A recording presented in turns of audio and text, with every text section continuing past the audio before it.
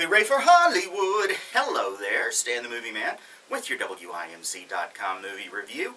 This week, your votes at WIMZ.com sent me to see the king of all monsters, Godzilla.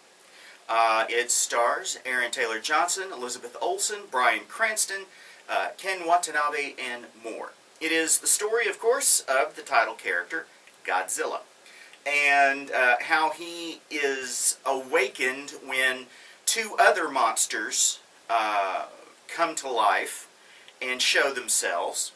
As Ken Watanabe's character, Dr. Serizawa, says, Godzilla is there to restore balance.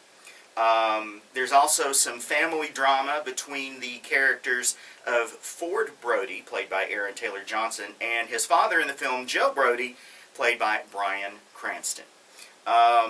As we start the film, well, actually, let's go past a little bit to start.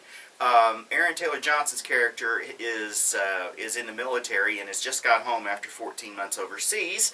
His first night home, he gets a phone call that his father has violated a quarantine area around a nuclear plant where he used to work that was the site of a disaster 15 years earlier.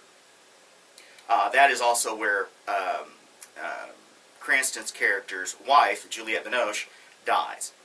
I'm not telling you anything you haven't seen in the previews. There's some tension between the Brodys because the son believes the father is insane. He's claiming there's a conspiracy covering up the real reason for the catastrophe at the nuclear plant.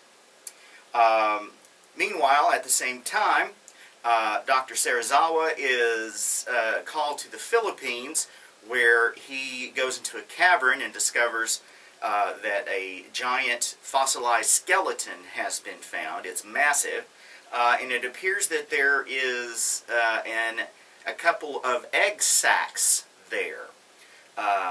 One of them is busted open, and they find a hole drilled through the mountain, and it is created a path out to the sea. The film is about how Godzilla is the misunderstood hero. He's kind of like the man with no name in those old Clint Eastwood movies. A guy who rides into town, nobody knows who he is, everybody's afraid of him, they'd kill him if they had the chance, but he ends up saving everybody.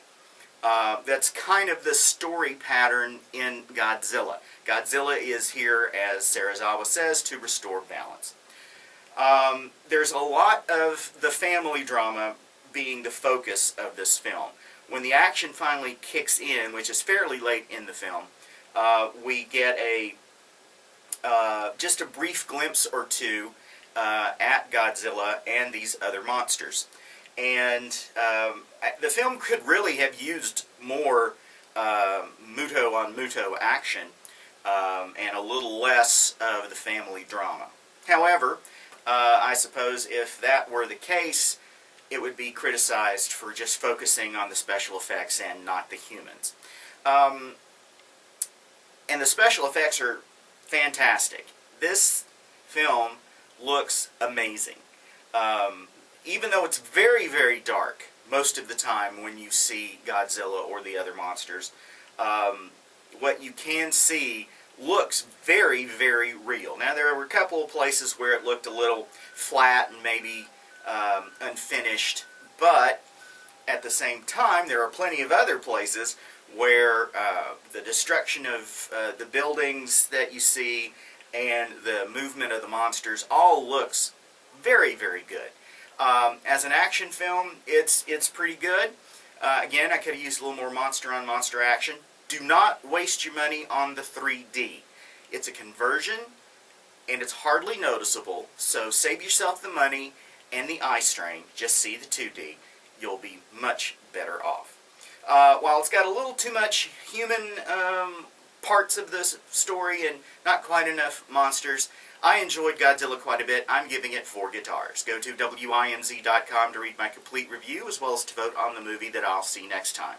If you have any questions or comments, you're always free to send them to me at stanthemovieman@att.net. And you can follow me on Twitter for my instant one-line reviews right after I see the film. On Twitter, I am @MovieManStan. Till next time, see ya.